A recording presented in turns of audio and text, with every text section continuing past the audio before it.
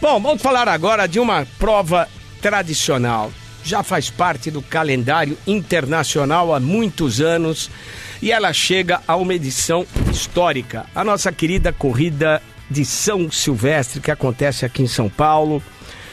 Todo final de ano, no dia 31, a prova já foi à noite, agora ela é disputada pela manhã, logo cedinho, no dia 31, para comemorar a passagem do ano na virada do ano. Eu, com muito prazer, já cobri inúmeras vezes a prova da São Silvestre, fiz na madrugada, virei vários réveillons acompanhando a corrida de São Silvestre.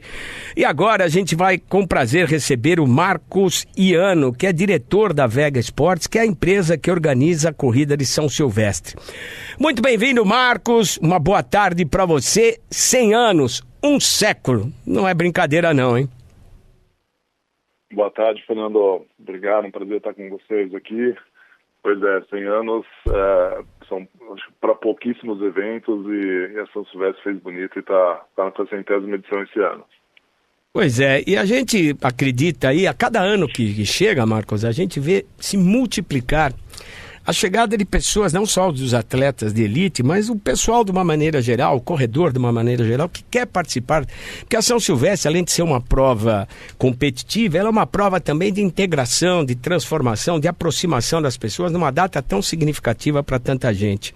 E a cada ano aumenta o número de inscritos. Para esse ano, qual que é a previsão, qual que é o recorde da São Silvestre? Esse ano, uma edição recorde na São Silvestre, são 55 mil inscritos, né? São 55 mil atletas largando no mesmo evento, e o que torna a maior prova do Brasil, né? Uma das maiores e ficando entre uma das maiores provas do mundo, né? Então esse ano vai ser uma edição muito especial e eu tenho certeza que vai ser especial para todo mundo que participar. E já as inscrições terminaram? Ainda tem condição de a turma, quem quiser, os atrasados da corrida? Fernando, as inscrições já acabaram, né? Na verdade foram 50 mil inscritos no primeiro dia de inscrição. Meu Deus. E agora a gente abriu mais 5 mil, um lote extra de mais 5 mil inscrições. E esse lote extra a gente fez um sistema diferente, né? Vai ser um sistema de sorteio inédito no Brasil. Os participantes tiveram ali praticamente uma semana para fazer uma pré-inscrição, vamos dizer assim. E hoje vai ser feito um sorteio das loterias caixas para essas 5 mil pessoas que a partir do dia 11 serão informadas se foram sorteadas ou não, né?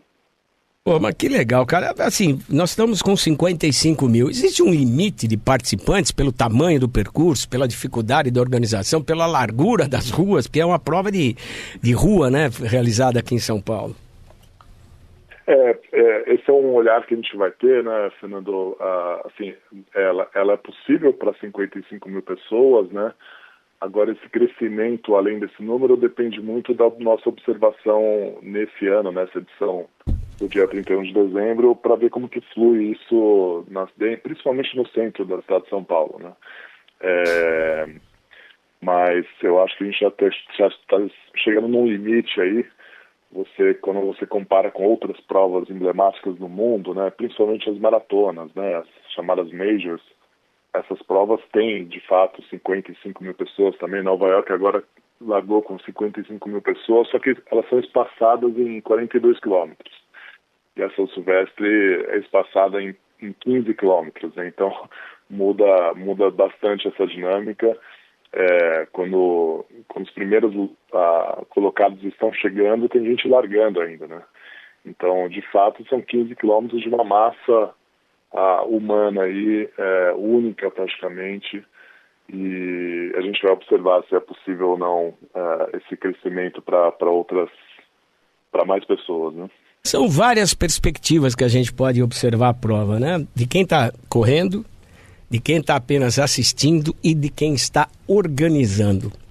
Nessa parte de organização, quais são as grandes dificuldades, apesar de todo o know-how que a São Silvestre tem, como nós dissemos no início, aí chegando a 100 edições? São vários aspectos, né?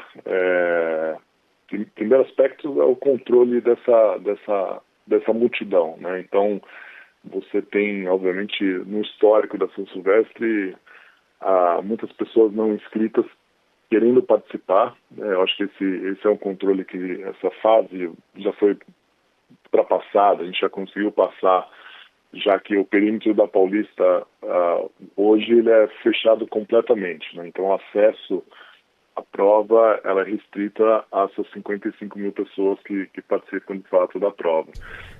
E depois você tem um outro aspecto de segurança, né? Que eu acho que é o principal elemento de cuidado nosso aí ao longo do evento, né?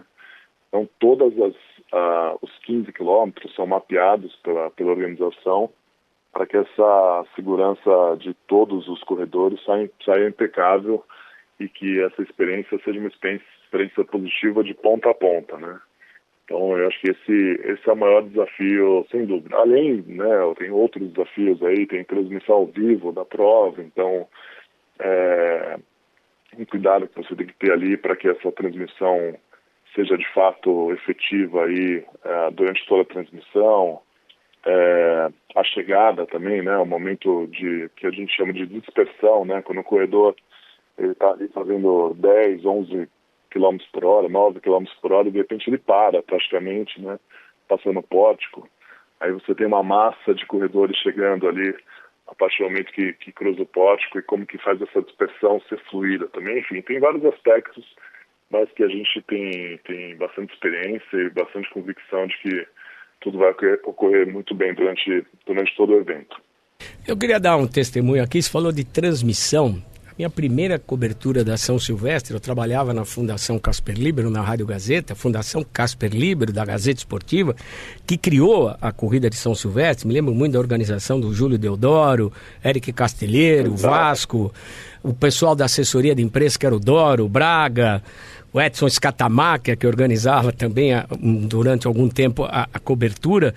Eu gostaria até de passar esse testemunho, não sei se você já acompanhava nessa época, Marcos. Eu me lembro que a gente saía na frente, era um carro, um Fiat Uno, era aberto o porta-mala, eu ficava sentado do lado do narrador, eu como repórter, e eu tinha uma lista, cara, com os corredores que participavam da prova, parecia uma lista telefônica, cara, e eu, conforme a prova ia andando, os caras iam, era o Vera, o Rolando Vera na época, acho que era um grande corredor na época, era um dos destaques, e conforme o corredor ia antecipando e abrindo distância, você tinha que olhar o númerozinho na camiseta dele, você tinha que procurar naquela lista e ao mesmo tempo informando, agora fulano de tal tá na frente, fulano de tal, era aquela loucura, rapaz. Eu tô dizendo tudo isso e as ruas eram escuras, não tinham aquela iluminação que a cidade tinha, estamos falando de mais de 30 anos atrás, quase 40 anos, e você tinha essa dificuldade para passar essa emoção, e nessa época você já via sempre as pessoas na rua acompanhando a passagem dos atletas, né? E a coisa evoluiu de uma tal maneira, e você falando em transmissão, tivemos mudança de horário,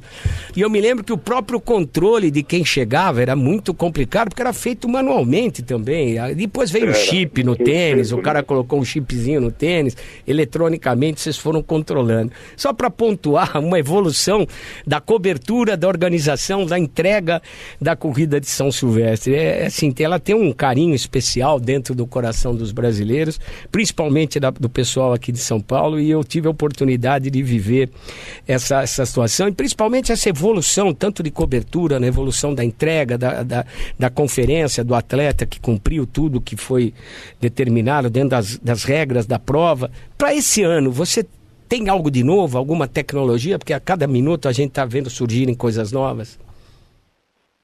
A tecnologia hoje ela é bem avançada já, né? Fernando, você comentou, né? A chegada nessa época que você comentou, tinha o famoso espeto, né? Conforme os atletas chegavam, esses números de identificação, eles eram espetados, né? É verdade. E aí você tinha a classificação ali feita de uma maneira... O cara tirava do peito e colocava num espeto ali, né? Literalmente, né? Exato, né? Então hoje você tem o chip de alta frequência, né? Então acaba sendo que o resultado ele é praticamente online, ali ao mesmo tempo que o corredor chega, né? Obviamente a gente sempre faz as correções, porque são vários pontos de checagem ao longo do percurso, então para ver se o atleta de certa maneira passou em todos os percursos para dar a classificação dele final, né? Mas esse aspecto da cronometragem hoje ele é muito mais moderno. O que acontece, uma preocupação maior, mas que também é fácil de prever, né, são as interferências que tem na própria cidade, né, pelos arranha-céus que tem na cidade, enfim, né, pelo número de antenas de celulares, de outros aparelhos, enfim. Então isso acaba dando uma interferência, mas a gente sabe os pontos ideais para fazer essa aferição. E a prova tem várias novidades, né? A gente tem um DJ hoje de abertura fazendo ali a largada junto com a locução, né, da própria prova. A largada ela acaba se estendendo mais de 1 hora, né, entre a elite largando, os atletas de elite largando e os últimos a sair da Paulista ali. Esse tempo é muito superior a 1 hora, então você vai ter um DJ fazendo uma atração musical também, né. Infelizmente a gente não consegue prolongar muito o evento por conta do Réveillon da Paulista, né? Então a gente tem que deixar depois a Avenida Paulista em ordem para que um outro enorme evento aconteça na cidade de São Paulo. Então, por questões de segurança, a gente não pode prolongar muito o evento, mas o evento por si só é uma grande festa, uma grande celebração do corredor da cidade de São Paulo. Pois é, ela é uma das raras provas ao redor do planeta que consegue aliar a competitividade, né, que são os atletas de elite, de ponta que participam, os atletas amadores, mas que levam muito a sério a corrida, e a galera da festa, a galera do baile. Essa característica da São Silvestre, fantasias, protestos, banho-morados, protestos às vezes também irreverentes. De onde vem essa magia? A São Silvestre é reconhecida no mundo, além da competitividade, pela essa magia, dessa mistura de situações? Sem dúvida, Fernando. Acho que esse é o grande espírito da prova, né? A prova tem essa data mágica, que é o dia 31 de dezembro, né? E acho que é uma data de celebração, acima de tudo, né? Então, as pessoas estão, de fato, muitas pessoas buscam ali um tempo, né, uma performance esportiva, mas a grande maioria tá para fazer o encerramento do ano, seja um ano que não foi tão bom assim, para esquecer o ano que passou, seja um ano que foi muito vitorioso, para celebrar, e principalmente para celebrar o próximo ano, né? Então, acho que no final todo mundo sai muito impactado positivamente nessa grande celebração, e o evento é programado para isso, né? Então, você comentou durante o percurso, são mais de 150 mil pessoas da cidade de São Paulo acompanhando o evento presencial ali e celebrando, né? Acho que é uma das poucas corridas no Brasil, sem dúvida, né? E também no mundo, né? Onde você tem a população de ponta a ponta da prova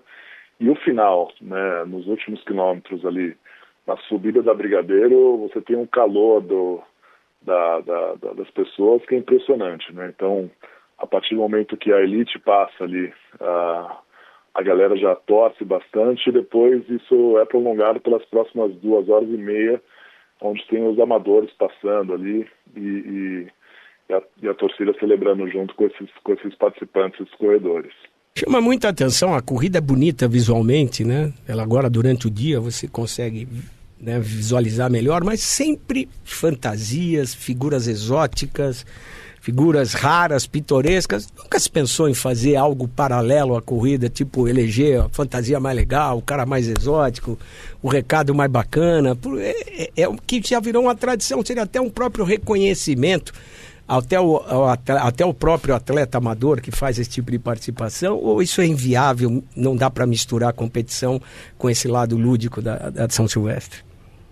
Não, eu acho que muito pelo contrário, Fernando, acho que cada vez mais a gente vai acabar incentivando para que as pessoas, de novo, celebrem esse grande momento. Então, a gente dá uma ênfase muito forte nessa galera que vem fantasiada mesmo. Acho que isso traz novamente, né, o espírito da prova de celebração. e nós, a organização, cada vez mais estamos exaltando essa galera, né? Eu acredito que futuramente a gente deva ter, inclusive, um pelotão específico para que essas pessoas possam sair... É quase um pré-carnaval, né, Marcos? É um pré-carnaval.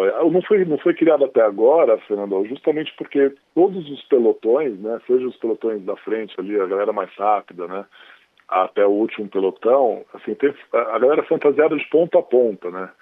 Então, o nosso receio de criar um pelotão único é concentrar isso e, eventualmente, tirar a experiência festiva de outras pessoas que estão lá na frente ou para trás, enfim. Então, mas com certeza eles têm um destaque especial, e essa ideia da votação da fantasia é muito boa. Vamos ver se a gente consegue já emplacar nessa 100ª edição, viu? Oh, que legal. Surgiu aqui na hora, mas que bacana, porque eu acho que isso sempre chamou a atenção. Os números da São Silvestre são grandiosos, como você mesmo disse, 55 mil participantes, se equipara às grandes maratonas do mundo, Nova York, Boston, em número de participantes. E aí você vê uma diferença básica. Você falou que a prova é em 2h30 no máximo, para aceitar os retardatários, aceitar todo mundo. E uma maratona, para um bom corredor, nós estamos falando de 4 horas, 3 horas e alguma coisa. Aí dá a dimensão do que é a compactação e a necessidade de você ter isso tudo muito organizado, muito rápido, num período muito menor de tempo, num percurso muito menor. Esse é o grande desafio? É um grande desafio, sem dúvida. E para ajudar nesse desafio, né, o evento todo ele é organizado junto com os principais órgãos públicos da cidade de São Paulo, né? Então, a gente tem reuniões semanais aí com a CT, Polícia Militar, GCM, a Secretaria da Cultura, Secretaria do Esporte, Secretaria do Turismo. Então, tem um alinhamento muito importante, né? O próprio gabinete da Prefeitura, né? E eu acho que isso acaba diferindo de outras provas, de outros eventos que a gente organiza, né? Então, no dia 6 de janeiro desse ano, por exemplo, a gente estava falando com 2 secretários, né?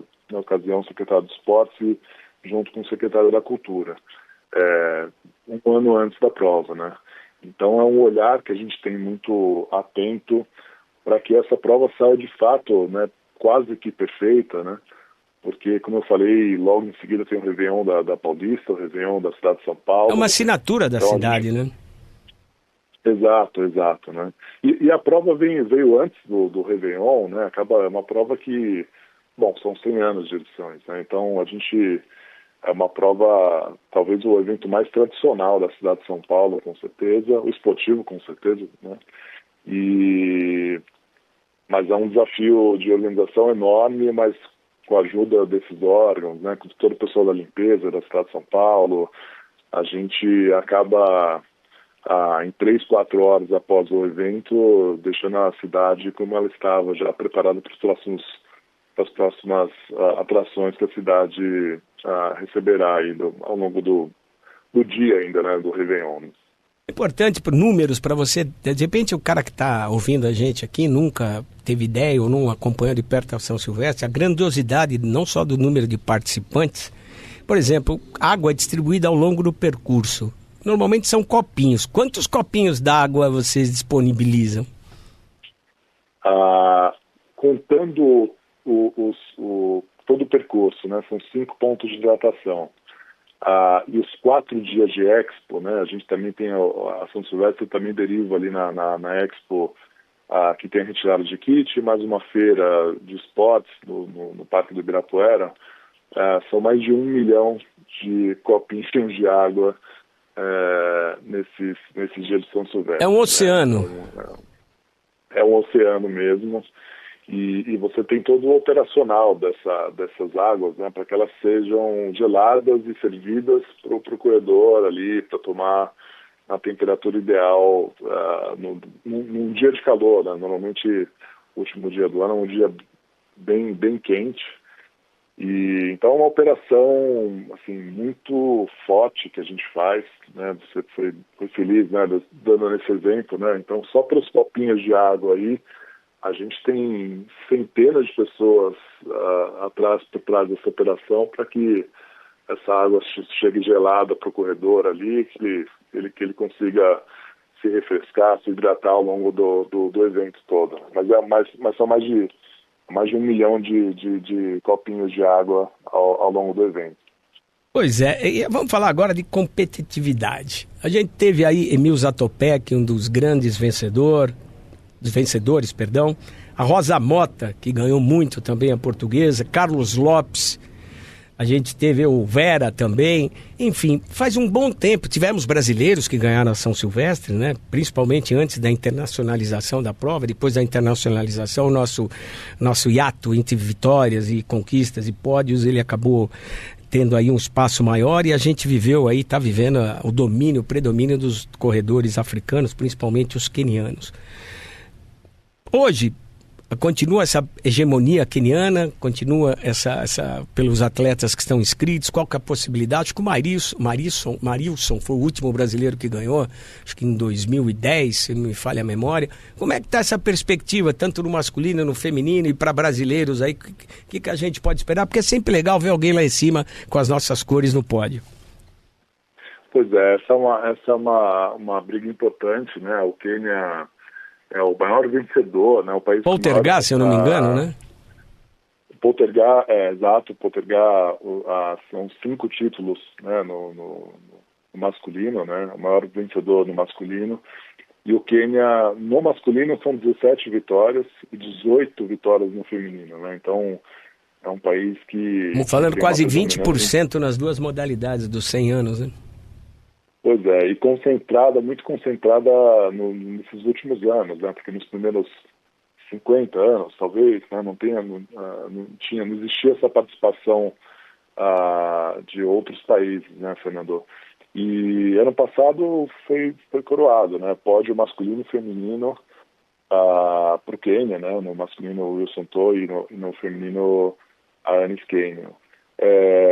Mas esse ano, enfim, obviamente o Quênia vem forte, outros africanos também vêm forte, e vamos torcer para que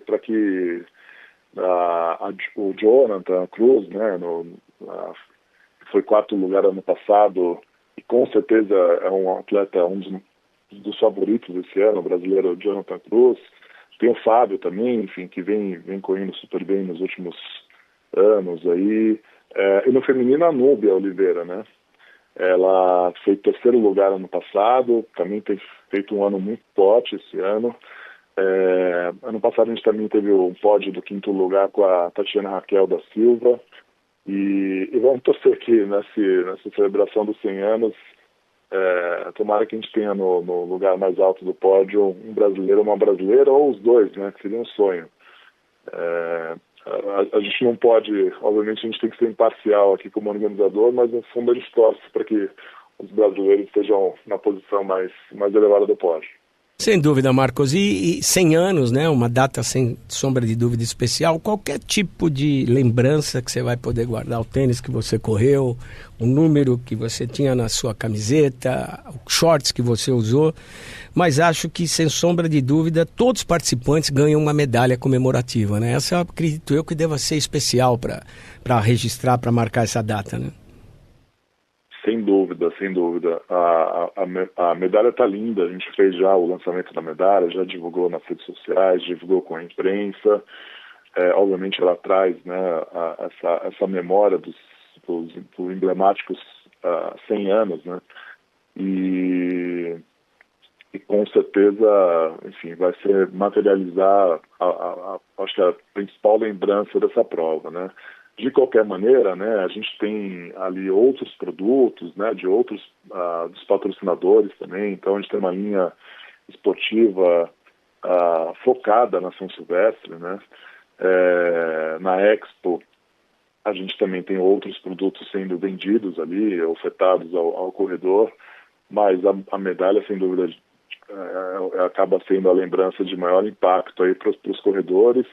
E a mais desejada de todas, né? Eu acho que quando a gente fez o lançamento da medalha, revelando como seria o layout da medalha, o impacto que teve para os participantes, né? o engajamento digital foi muito forte. Muito bom. Marcos Iano, diretor da Vega Esportes, que está organizando a São Silvestre, que chega nessa histórica edição de número 100. Um grande abraço, muito obrigado, parabéns, que com certeza vai ser um sucesso, que será multiplicado ainda mais por essa data tão especial. E a gente vai estar acompanhando aí a São Silvestre, como eu disse no começo do nosso bate-papo, eu tenho um carinho especial, foi uma das primeiras transmissões esportivas que eu fiz como repórter, varando à noite, passando algumas comemorações de Réveillon na Avenida Paulista, e sempre era muito especial. Acabava a corrida por volta das 3 e pouco, a gente terminava o trabalho, aquele sanduichinho de pernil, de linguiça lá das barraquinhas da Paulista, em frente à Fundação Casper Libero, lá na PUP, na lanchonete, que ficava aberta pra gente tomar uma cervejinha, alguma coisa para comemorar a passagem do ano. Foi um momento muito especial que eu guardo com muito carinho, e tenho certeza quem estiver na Paulista correndo, acompanhando, vai viver com muita intensidade essa festa de 100 anos aí da São Silvestre, Marcos. Obrigado, Fernando, e o convite também está feito para você passar também junto com a gente lá no dia 31, para reviver todas essas lembranças bacanas aí.